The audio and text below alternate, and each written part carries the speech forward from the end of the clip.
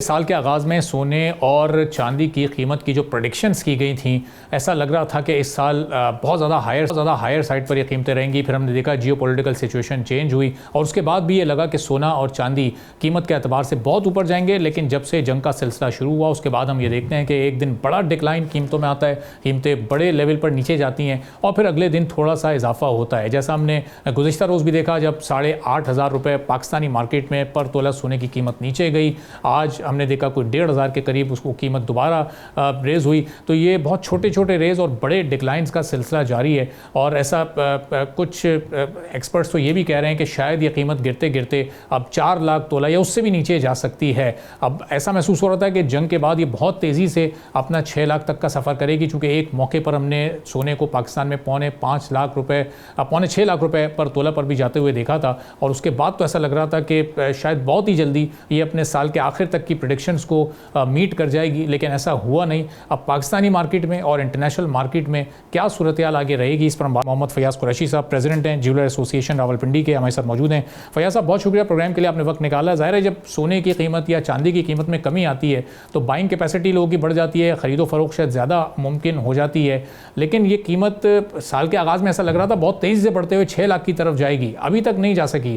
क्या बुनियादी वजूहात हैं इसकी? वालेकुम सलाम जी, बहुत शुक्रिया, थैंक यू सो मच जी, आपने मुझे इस पे लिया और मेरा पॉइंट भी जानने की कोशिश की।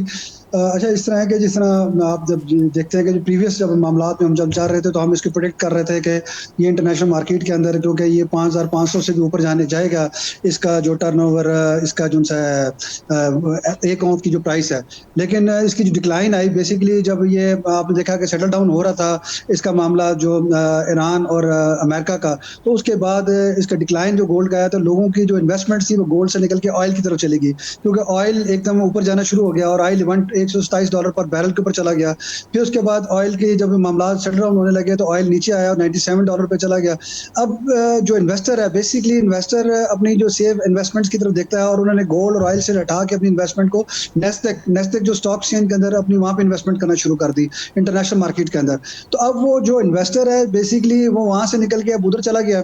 और इससे पहले के जो सेंट्रल जो बैंक्स थे उन्होंने जिन्होंने बाइंग्स की हुई थी वो भी उस टाइम पे उन्होंने जो अपने क्योंकि उन्होंने कम प्राइस में बाइंग की हुई थी, जब उन्होंने हायर साइड पे गए तो उन्होंने अपने गोल्ड को रिजर्व्स को निकाला।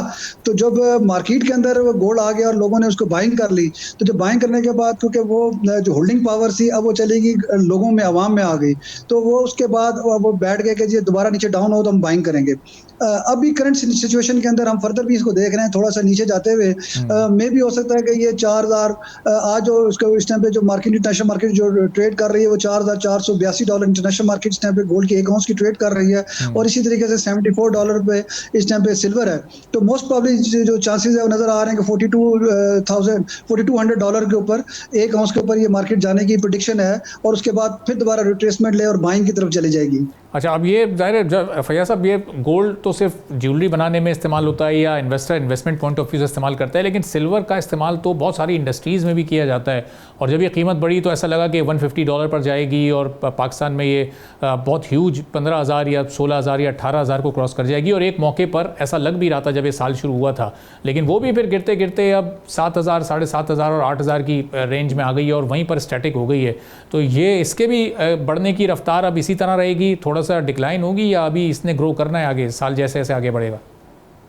अच्छा देखें, जो सिल्वर की आप बात करते हैं ना, सिल्वर में हमेशा जो मूवमेंट रही है वो बड़ी स्लो रही है, ठीक है। अच्छा, जब देखा जाए तो जब हमारे लोकल मार्केट के अंदर जो सिल्वर बाइंग हो रही थी तो इंटरनेशनल मार्केट को जब कन्वर्ट हम करते थे तो वो 8,400 का 8,500 रुपये पर तोला थी, लेकिन उसका प्रीमियम जो चला के ये हायर साइड पे क्योंकि डिमांड एंड सप्लाई की सूरत हाल थी, तो उस टाइम पे जो सिल्वर की जो प्राइस 20,000 या 22,000 रुपये तोला थी जो उस टाइम पे लोगों ने बाइंग की, लेकिन इंटरनेशनल मार्केट के तहत वो प्राइस बनती नहीं थी। तो उस टाइम पे हायर साइड पे जाकर उन्होंने परचेज किया। जिस टाइम पे सूरत हाल नॉर्मल हुई तो नॉर्मल हुई, जब रिट्रेसमेंट हुई जो दरमियान में वैक्यूम था उसका वो सारा ड्रॉप हो गया और फिर दोबारा मार्केट आ गई 8,400, 8,500 और 9,000 रुपये पर तोले के ऊपर आ गई। और आज जो कि फिर 200-300 रुपये तोला डाउन हुई, उसके बाद मार्केट अभी जो चल रही है वो 8,000, 8,200 रुपये पर तोले पे चल रही है। इसके साथ साथ जो आपने बात की, डेफिनेटली जो इंटरनेशनल इंटरनेशनल मार्केट के अंदर गोल्ड प्राइस हायर होने की वजह से लोगों की कैपेसिटी, जो बाइंग कैपेसिटी से वो निकल गया था, और जो ज्वेलरी मैन्युफैक्चरर जो थे, अच्छा जो सिल्वर के देखें, वो जो अभी यहाँ पे सूरत जो हुई, जो गोल्ड की जो मैन्युफैक्चरिंग के बाद लोगों ने इसको देखा कि जो कम प्राइस के अंदर हम सिल्वर के अंदर ज्वेलरी मैन्युफैक्चरिंग करके अपने जो शादी ब्याह के अंदर और इस तरीके से चीज़ों को यूटिलाइज कर सकते हैं। तो काफ़ी ज़्यादा ट्रेंड जो है वो गोल्ड से हटके सिल्वर में आया, और सिल्वर से भी हटके आर्टिफिशियल के अंदर भी आ गया। ठीक है, इसके अंदर जब अब गोल्ड की जो मूवमेंट होती है वो थोड़ी सी ज़्यादा स्पीडली होती है, तो इसमें जो लोग आके जो बाइंग करते हैं या रुक जाते हैं या फंस जाते हैं, तो उनको थोड़ा सा अपने आप को वहाँ पे वेट करना है। जिनके पास होल्डिंग पावर नहीं है, मसला ये आता है कि जो होल्डिंग पावर जिनके पास है वो होल्ड कर सकते हैं, वो कभी गोल्ड में नुकसान नहीं उठाएंगे, वो इंशाल्लाह ताला निकल जाते हैं। लेकिन यहाँ पर ये होता है कि लोगों ने क्या किया कि अपनी प्रॉपर्टीज बेची, कोई एसेट बेच के गोल्ड ले लिया, सिल्वर ले लिया, अब आके वो लोग आके फंस गए और इस टेंशन के अंदर आके वो मूव नहीं कर पा रहे इस टाइम पे।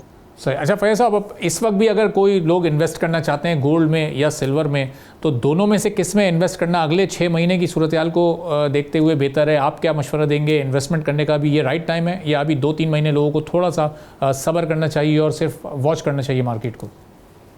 देखें, मैं तो सबसे पहले ये बात कहूँगा कि जो भी इन्वेस्टमेंट करे, देखें पहले तो वो इन्वेस्टमेंट करे जिसके पास सेविंग्स हैं। वो कोई बंदा भी ऐसी इन्वेस्टमेंट ना करे गोल्ड और सिल्वर के अंदर के जो किसी से पकड़ के करे। अच्छा, दूसरे नंबर पे बात ये है कि अगर आपके पास जो भी सेविंग्स हैं उसको शॉर्ट टर्म, मिड टर्म और लॉन्ग टर्म की पॉलिसी के ऊपर इन्वेस्ट करें। थर्ड नंबर पे, तीसरे नंबर पे बात यह है कि जब भी गोल्ड प्राइस नीचे आती है तो डेफिनेटली अगर आपके पास होल्डिंग पावर्स है तो नीचे से आप फिर बाइंग करते हैं और फिर आप निकल जाते हैं, अपने इस लॉस को कवर कर जाते हैं।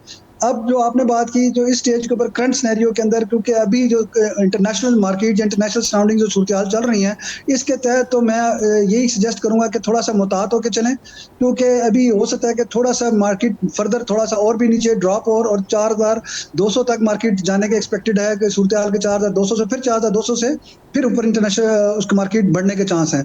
और ये एक आता है सर्कल होता है, ये सर्कल चलता है, लेकिन ये गोल्ड में हमेशा जल्दी निकल जाते हैं और सिल्वर में बड़ा स्लो निकलते हैं। तो सिल्वर के अंदर जिन्होंने इन्वेस्टमेंट की हुई है, अगर ज़्यादा प्राइस को उठाइए तो इसको नीचे से बाइंग करके तो उसको बैलेंस करें, और बैलेंस करके फिर उस मार्केट से अपने आप को लॉस कवर करते निकल जाएं।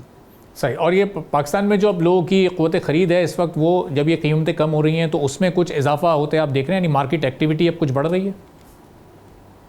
देखें, सबसे बड़ी तो बात यह है कि पाकिस्तान की जो लोगों की क़ुव्वत ख़रीद वो तो ना होने के बराबर है। इस टाइम पे जो आप अफ़रात ज़र की सूरत-ए-हाल देखें, माशी सूरत-ए-हाल देखें, इकनॉमिक जो इंडिकेटर्स देखें, तो वो तो बड़े बुरे हैं इस टाइम पे। आम आदमी की इस टाइम पे अप्रोच से बाहर है, क्योंकि देखें अब इस टाइम पे सबसे पहले बुनियादी क्या मामला है लोगों का, उनका खाना पीना है, उनका रहन-सहन है, या बच्चे हैं उनकी तालीम और तरबियत है, मेडिसिन है, मेडिकल मतलब सारी सूरत-ए-हाल है। उसके बाद जो बचता है उसके बाद वो गोल्ड या अपनी सिल्वर या कोई सेविंग्स के अंदर लेके आएंगे या शादी ब्याह में वो ले डालेंगे। सब्सक्राइब करें और बेल दबाएं ताकि कोई खबर रह न जाए।